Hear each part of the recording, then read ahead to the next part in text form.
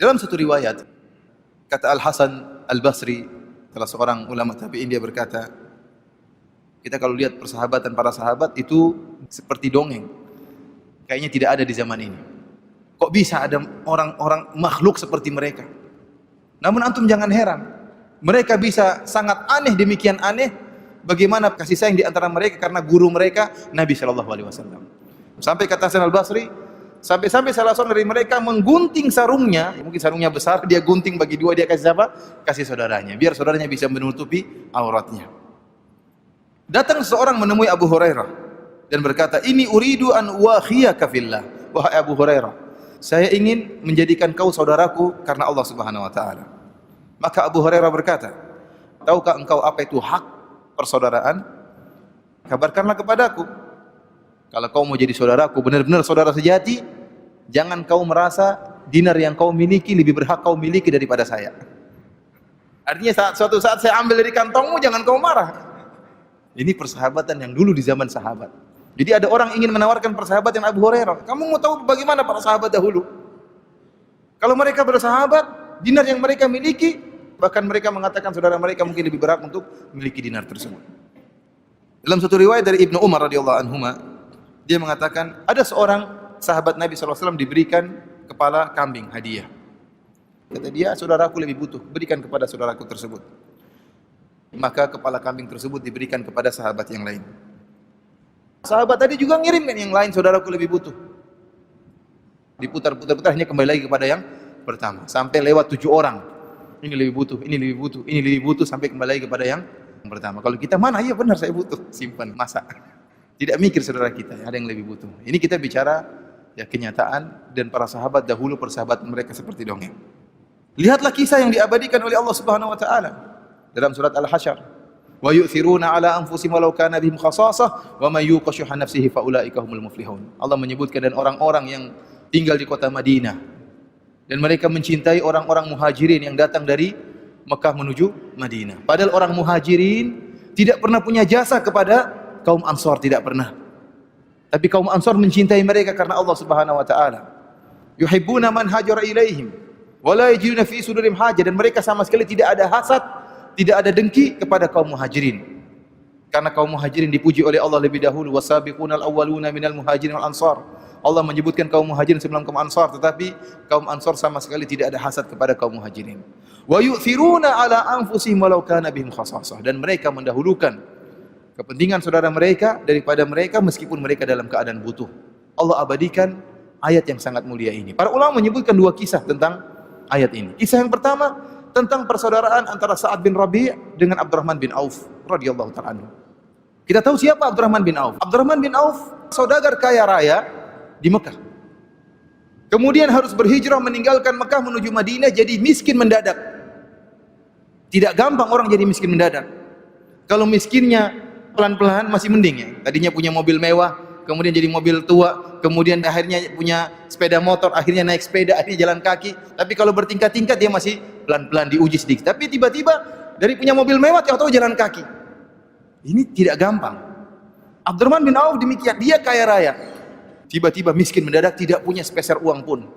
Karena miskinnya para sahabat, maka Nabi SAW mempersaudarakan antara satu dengan yang lainnya. Ada beberapa pasangan, di antaranya pasangan antara Sa'ad bin Rabi' dengan Abdurrahman bin Auf. Sa'ad bin Rabi', jadikanlah Abdurrahman bin Auf saudaramu. Maka Abdurrahman bin Auf pun menemui Sa'ad bin Rabi'.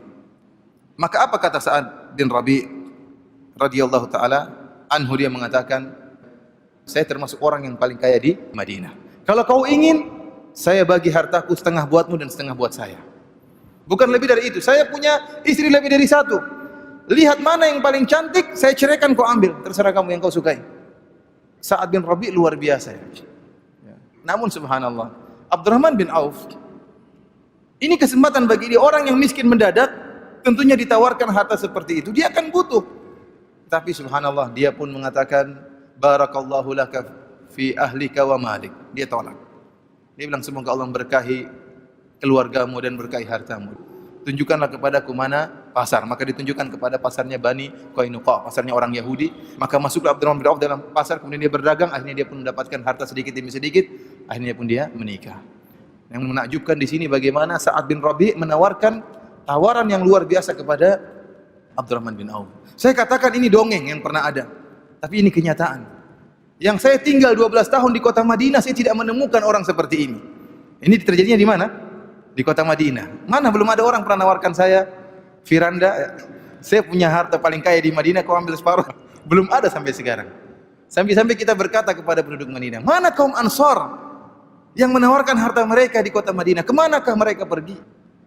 Kata orang-orang Madinah, mereka telah pergi bersama dengan perginya orang-orang Muhajirin yang tidak pernah minta-minta. Orang Muhajirin juga sudah pergi. Kata Allah Subhanahu wa taala, orang-orang Muhajirin disangka orang-orang kaya padahal mereka miskin. Tapi mereka tidak menampakkan apa? Kemiskinan mereka. Mereka punya harga diri. Sehingga orang-orang menyangka bahwasanya mereka orang kaya padahal mereka tidak punya apa-apa. Yang jadi sekarang satunya suka minta-minta, satunya pelit yang timbul sekarang. Tatkala dahulu ada kelompok yang dermawan, muncul orang-orang yang punya harga diri, tidak mau minta-minta. Sekarang kebalikan, muncul orang-orang yang pelit dan muncul pula orang-orang yang suka minta-minta, tidak mau berusaha sendiri. Di antara juga yang menakjubkan, kisah yang dituturkan atau diriwayatkan oleh Al-Qurtubi dari Hudzaifah Al-Adawi tentang kisah para peserta perang Yarmuk. Kata Hudzaifah Al-Adawi, saya berjalan tatkala perang Yarmuk, saya mencari sepupuku dan saya membawa sedikit air.